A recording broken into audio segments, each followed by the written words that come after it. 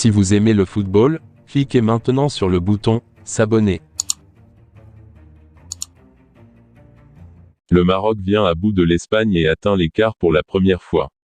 L'histoire au bout du suspense, le Maroc a surpris l'Espagne au tir au but mardi au Mondial 2-0-2-2, et rallie pour la première fois les quarts de finale de la compétition. Ils ont éliminé leur pays d'adoption.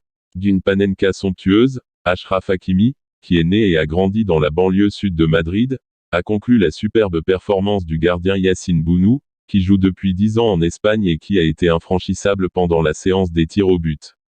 Jamais les Lions de l'Atlas n'avaient atteint les quarts de finale d'un mondial.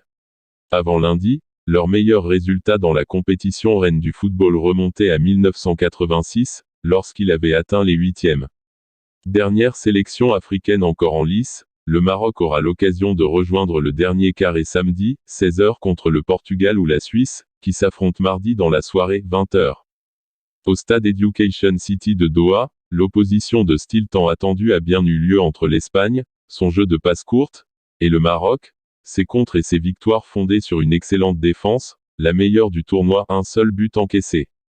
Et à ce jeu-là, c'est le style de jeu des Lions de l'Atlas qui a longtemps semblé le plus en mesure de faire gagner son équipe, devant les supporters marocains, bien plus nombreux que ceux de l'Espagne. Ils ont 70% de possession de balles en moyenne, même en ayant affronté l'Allemagne ou la France, avait d'ailleurs analysé avant le match Walid Regragui, le sélectionneur du Maroc.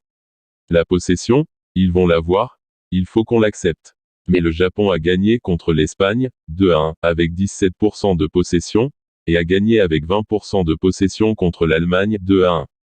Lundi, l'Aurora a bien eu la possession, dans les proportions prédites par Regragui, mais n'est pas parvenu à faire sauter le verrou marocain, se perdant souvent dans des séquences de possession longues et des passes latérales.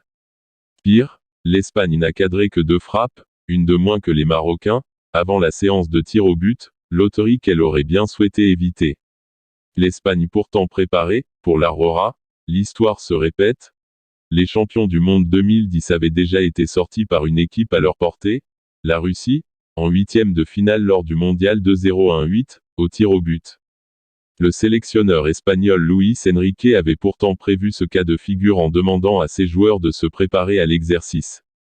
Ils devaient arriver avec au moins 1000 pénaltys tirés avec leur club, avait expliqué Enrique en conférence de presse lundi. Il y aura sûrement un match à élimination directe où on devra passer par une séance de tir au but. Enrique avait aussi affiché sa confiance en ses 3 très bons gardiens, dont le titulaire Unai Simon. Mais c'est bien Bounou, le portier du Séville FC, qui a pris la lumière en fin de match, en arrêtant 2 tirs au but, de Carlos Soler et Sergio Busquets, alors que celui de Pablo Sarabia avait heurté le poteau. Il a confirmé ce qui apparaît comme une évidence à l'issue du combat remporté contre l'Espagne, le Maroc possède bien la meilleure défense de la compétition, qu'aucun joueur adverse n'a encore trompé. Seul le défenseur central Naïef Aguerd a trompé, bien malgré lui, son gardien contre le Canada 2-1.